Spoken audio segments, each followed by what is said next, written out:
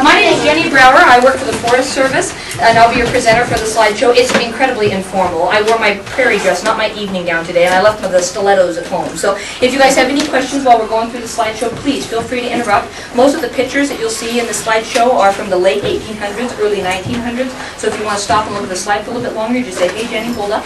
So is there any questions before we get going? Who brought the popcorn? That was my question. I was just going to ask that. Yes, the last one is supposed to bring the popcorn.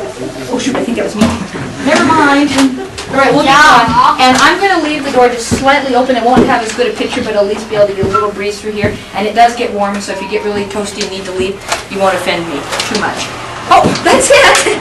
Thank you for coming. Told you it wouldn't last very long. That was the best. Yeah. Then we can be on here. Idaho was one of our nation's last undiscovered frontiers. Decades after Lewis and Clark first described its beauty in 1805, its wild rivers and mountains remained largely unexplored by white settlers. Instead, the area that would in 1890 become Idaho was left to the tribes of the American Indians, who for generations hunted and fished the mountain trails and streams of the area. Despite the land's abundance of wildlife, the winter's deep snows and bitter temperatures persuaded most to depart, leaving these mountains silent and white. Boy, doesn't that look good today? The discovery of small flecks of glittering yellow gold changed forever what would become known as the land of the Yankee Fort. And I'd like to stop here just for a quick second. This is a great shot of the town of Custer right around 1905. And some of the buildings you see in the picture are those that you can visit as you walk around the town today. This one right here is the schoolhouse and the museum next door. So we would be sitting right about there in the dirt because this building wasn't here at the time.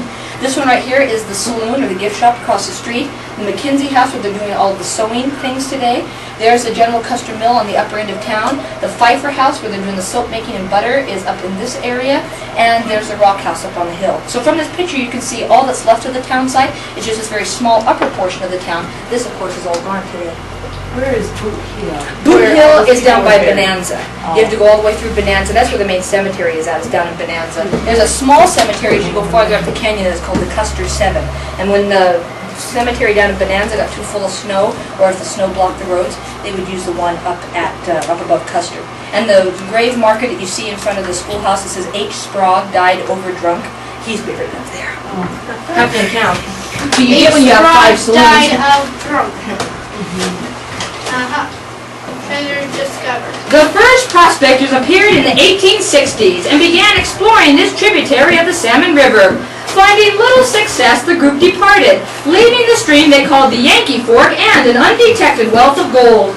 Others soon followed on horseback and foot, abandoning exhausted claims elsewhere to search the Yankee Fork. Among them were Dudley Varney and Sylvester Jordan, whose claim at nearby Jordan Creek yielded $10 per man each day. By 1872, hydraulic giants were being used to assist in the search for gold. Powerful streams of water washed the gold-bearing soil into a pond, which was then funneled through sluice boxes that captured the gold. Such activity attracted others, and the search for the area's first gold vein began. The real cute one in the middle is my boyfriend.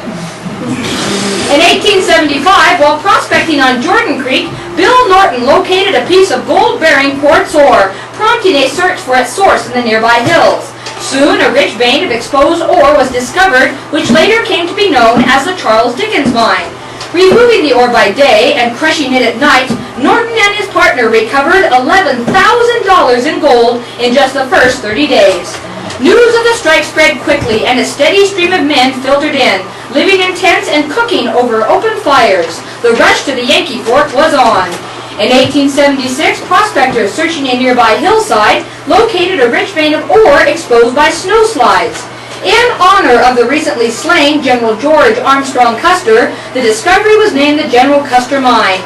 It quickly became the center of activity on the Yankee Fork and helped to establish one of the most productive mining districts in the Idaho Territory. All goods and people arriving and all gold leaving did so over a mountainous trail stretching from the Yankee Fork area to Challis. Pack animals regularly made the trip, carrying an unbelievable assortment of materials, but they were unable to transport the heavy equipment needed to fully develop the mines. To remedy this, in 1879, construction of a toll road began. Soon, freight wagons and stages began making the journey from the Yankee Fork area to Challis and beyond. Along the toll road, services were provided to travelers at various stations. Don't stay there, that's the budget inn. The following year, the General Custer Mill opened, processing ore from the Custer mine and others.